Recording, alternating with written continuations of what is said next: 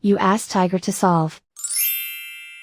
This deals with linear equations with one unknown. The final result is a equals -1. Let's solve it step by step. Simplify the expression. Group like terms. Simplify the arithmetic.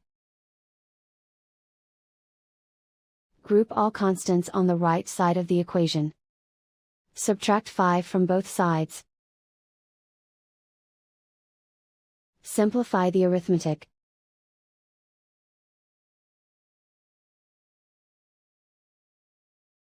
Isolate the a.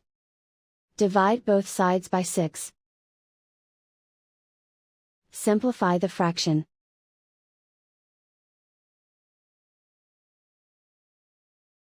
And so the final result is a equals -1.